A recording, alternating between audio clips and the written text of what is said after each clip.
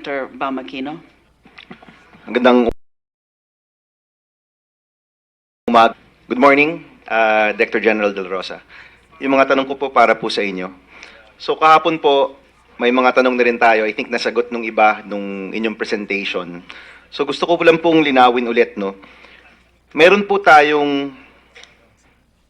po tayong mga nahuli na mga pushers at addicts. Yun po ay nasa 11,784. Tama po, no? Yun po yung presentation po natin. And of the 756 po yung napatay during the course of the operations, no? Okay. Yung isa pa pong numero na pinakita po ninyo, yung mga death under investigation, ito po ay 1,160. Dito po ako gusto mag-focus, no? Ito po bang 1,160, hindi po ito lahat drug-related, no? Yes, Your Honor. So, kung ano mang, tama ba na ito'y during the course of the war on drugs or kasama dito mga non-drug related?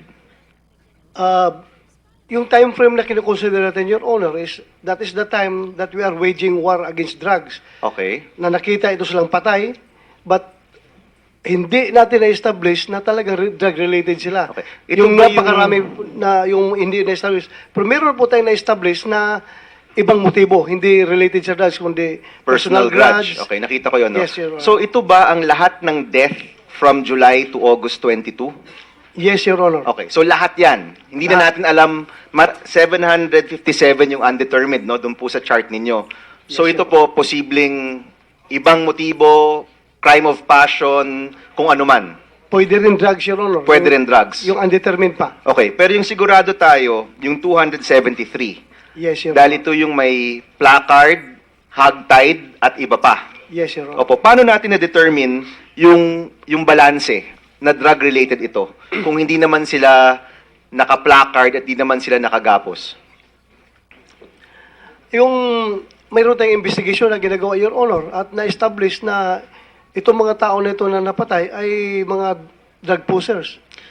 Okay, gusto ko pong tanungin yan. Dito po sa 273 deaths na tinatawag po nating drug-related, na-investigate po ninyo, yan po'y 273 drug pushers? Yes, Your Honor. At sa inyong investigation, wala kayong nahanap na mistaken identity, na pagkamalan lang o ginamit yung war on drugs para mapagtakpan ang ibang krimen? So far, wala pa, Your Honor. Yung napabalita sa media na yung babae, na magandang babae, nakasakay sa jeep na binaril, hindi po yung drug-related, Your Honor. Yung tungkol po dun sa choir member na meron pong duct tape sa bunganga na sinasabi pong dinideny po ng mga magulang. I think this is the Chamson case. Yun po, nasama po ba siya sa 273? Kasama siya kasi may placard siya, no? Yes, Your Honor, magkasama. Yun po ba'y na-investigate po ninyo na isa nga siya talagang drug pusher? Ongoing, Your Honor. So, undetermined.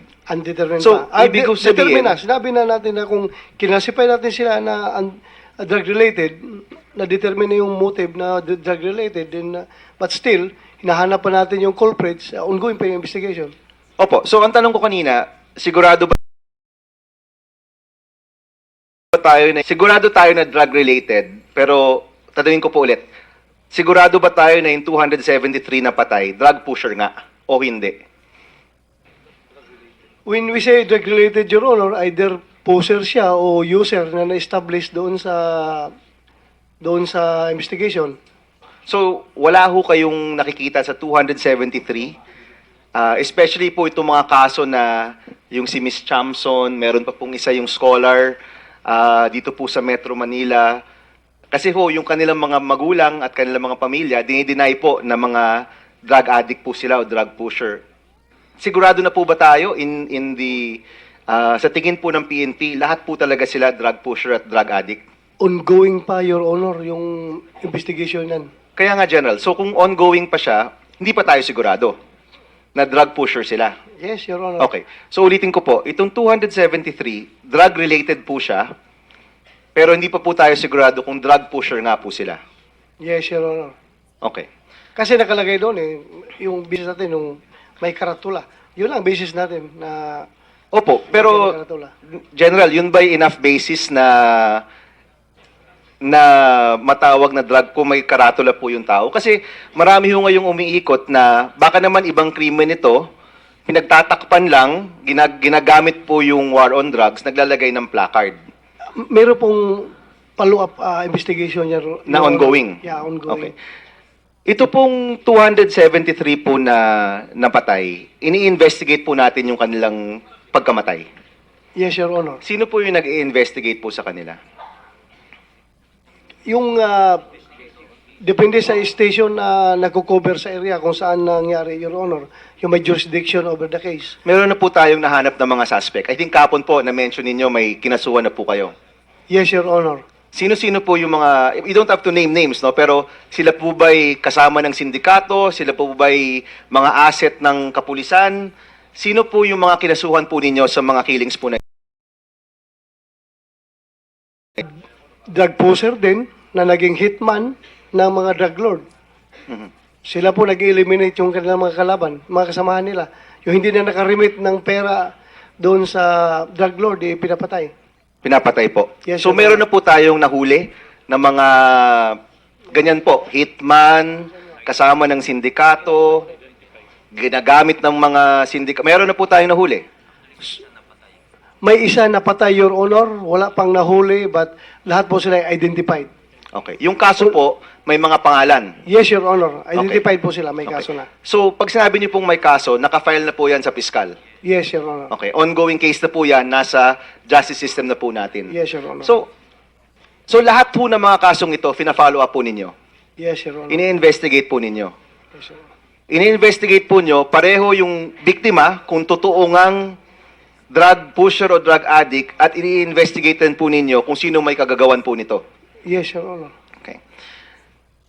Kahapon po, parang nagkaroon po ng, I don't remember kung sinong senador po yung nagtanong, pero kahapon po, sabi nyo, o kung ayaw ninyo, wag na lang natin to gawin. Parang may nasabi po kayong ganoon.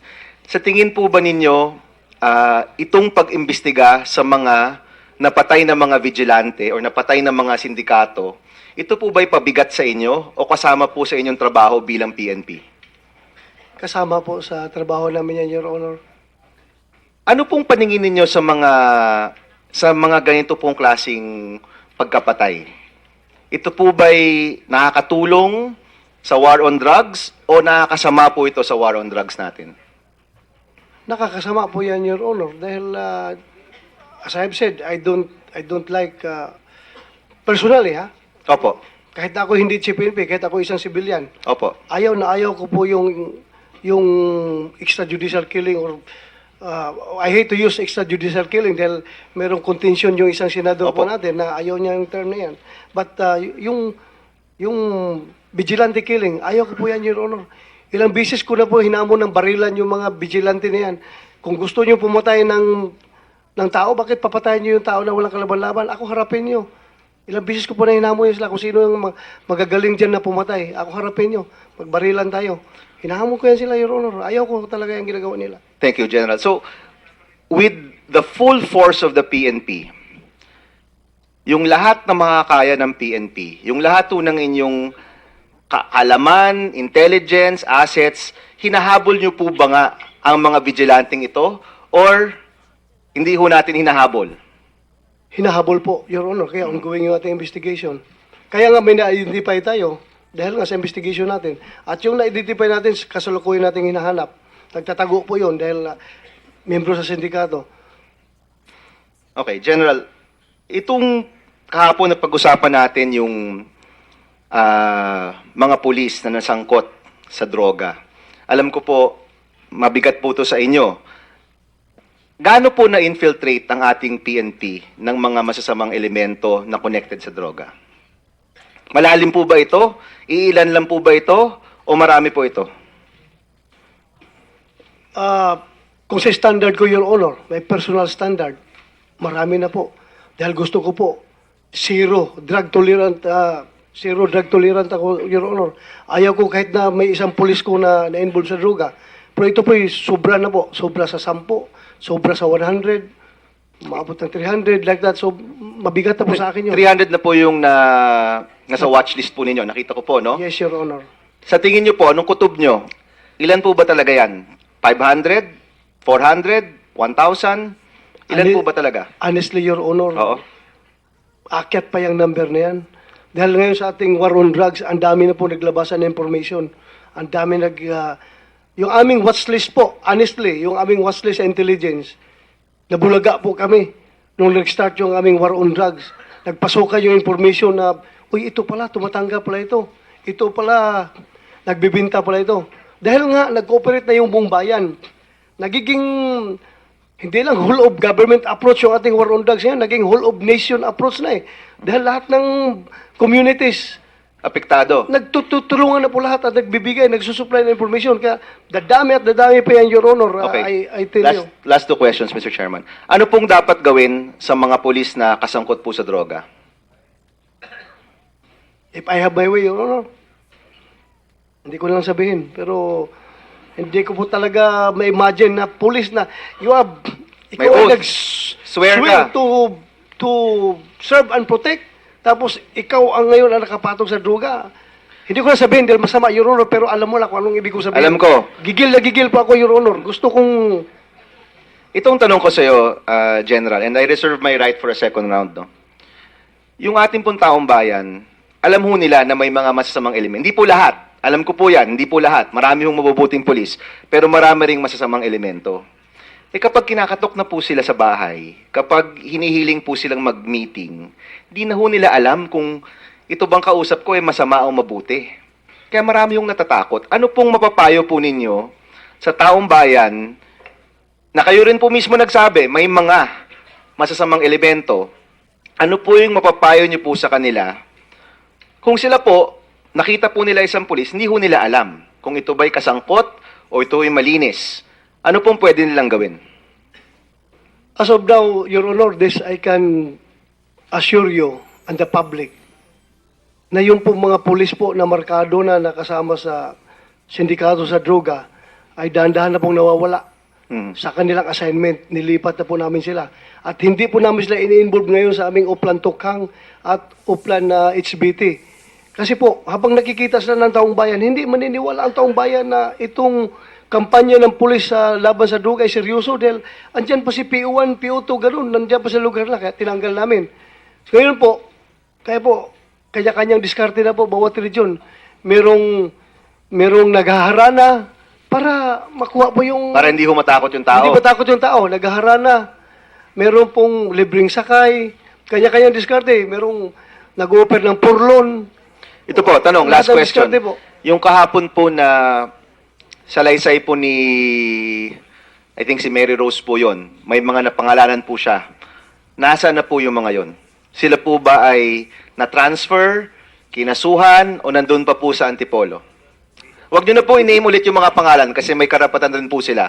Pero yung mga nandun po sa kanyang salaysay, nasaan na po sila ngayon? Your Honor, honestly, sa akin pong napahiya pa ko kahapon dahil sa yung testimony ni Mary Rose. Mary Rose. Right after the Senate hearing, Your Honor, ako mismo pumunta sa Rizal PPO. Hinanap ko po itong mga pulis na ito na involved. Meron bang pulis na gayon ng pangalan? Meron, Your Honor. At Okay. humarap na po sa akin. Pinatanggal ko sila sa Rizal PPO. Pina-assign ko sa Krami at para doon i-compine namin at ready to face the IAS anytime for investigation, Your Honor. Alright. Thank you, Director General. Tinanggalan na po namin ng armas. Huwag po matakot sila, Mary Rose. Hindi na po kayo under threat kasi yung mga pulis na yan, tinanggalan namin doon. Umuwi na po ko sa inyo.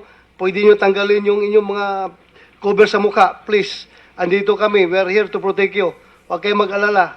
Yung mga pulis na yan, nakakumpay na po. Ginagaranti nyo ba yung safety ng witnesses natin, General? Eh, if you want to pumunta kayo sa akin, ako mag-present, patirahin kita sa White House. Doon ka tumira. Safe ka doon. Thank you. Thank you, Director. Thank you, Senator Bam.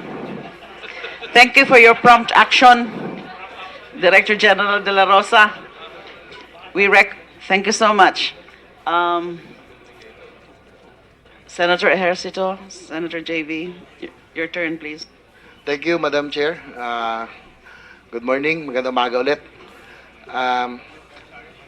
Gusto ko lang kung tanungin sa General De La Rosa, kung okay na kayo. Kasi po sa nangyayari nga kanina ho na nakikinig ako ng hearing na tinanong ni Senator Lacson, ano ang kakaiba ngayon? Sabi nyo na yung suporta ng Pangulo ay isang malaking moral booster sa ating pong mga kapulisan. Tama ho ba? Hindi lang po suporta ng Pangulo, Your Honor, pati yung Senado, pati yung mga congressman, pati yung mga local government units, talagang na-embolden kami ngayon magtrabaho dahil nakita namin, grabe yung suporta ninyo. Lahat po, nagtutulungan na ngayon, Your Honor, kaya magpasalamat po kami. Ang gusto ko lang hong tanungin kasi parang lumalabas na ang mga pulis ay kumbaga gusto lang nilang matuwa ang kanilang mga superior, ang kanilang pong siguro hanggang Pangulo.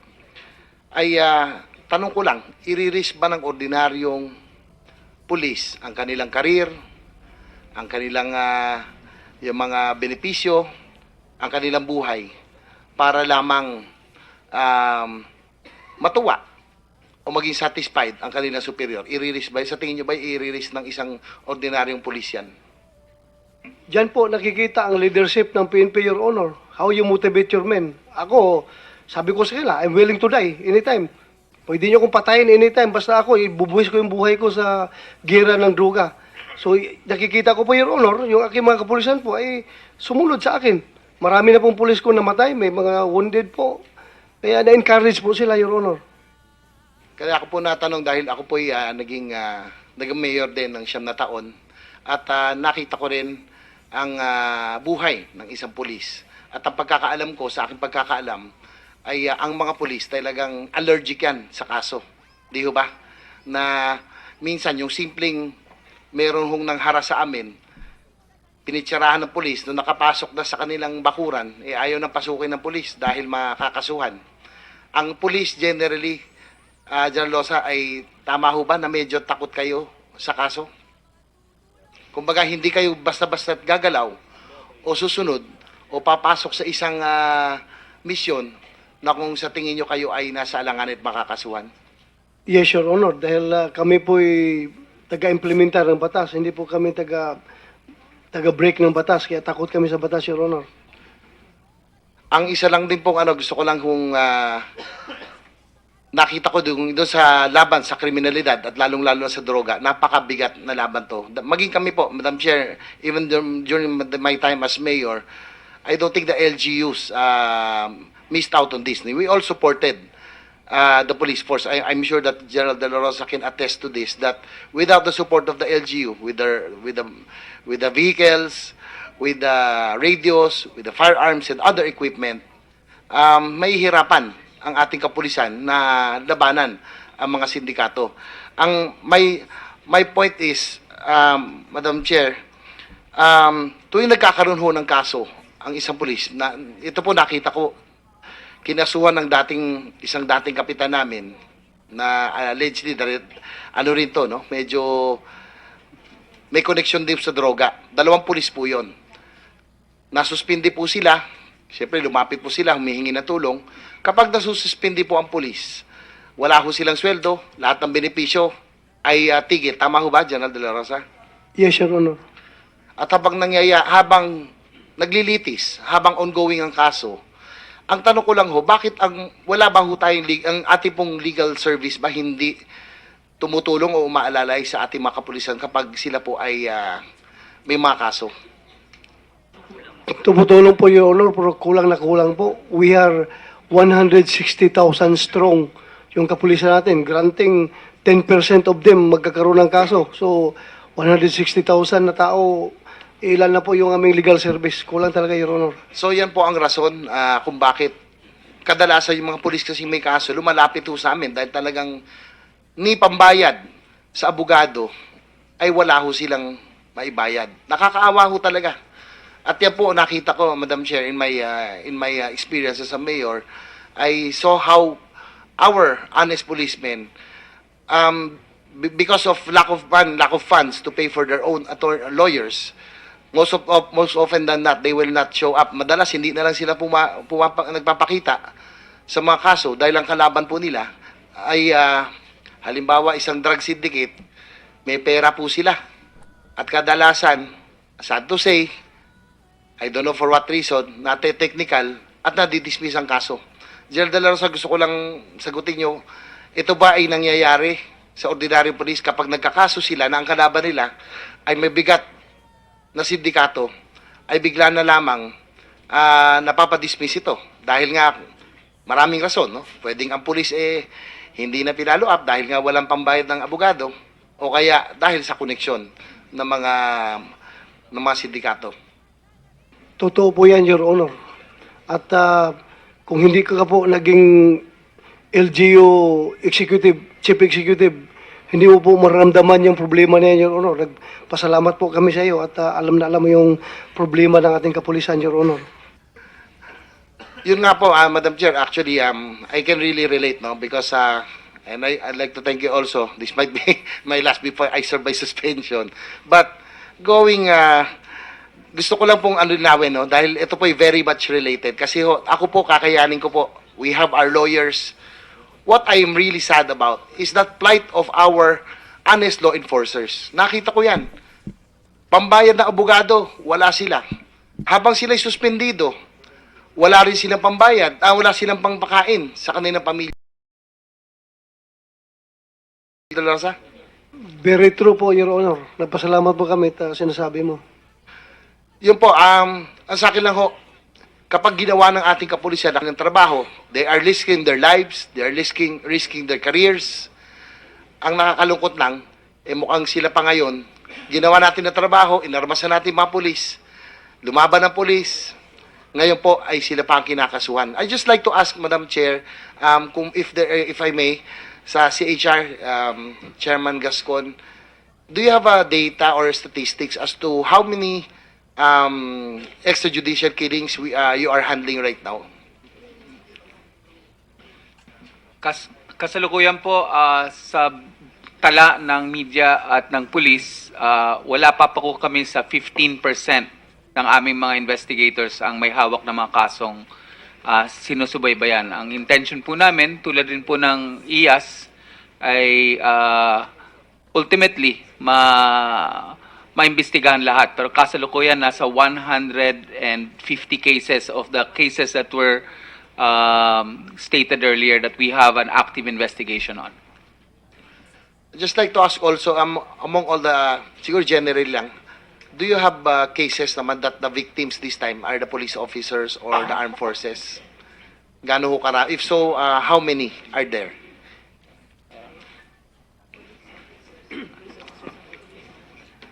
Normally po, yung mga cases na hinahandle namin involving human rights violations, often ang respondent po yung security forces. But there is one we have been informed that involves a police officer in Cebu. But the general rule is the cases that come to us involve complaints against security officers. So it's not often that the law enforcers or the security forces or the members of the armed forces are the victims. We know, anyone can be a victim of human rights violations because every person has human rights, including the members of the police force. However, we have a higher standard or obligation on the part of the government in terms of being duty bearers. So when the police, for example, are in uniform and perform their duties and obligations under the police operation procedures, they are expected to comply with human rights standards.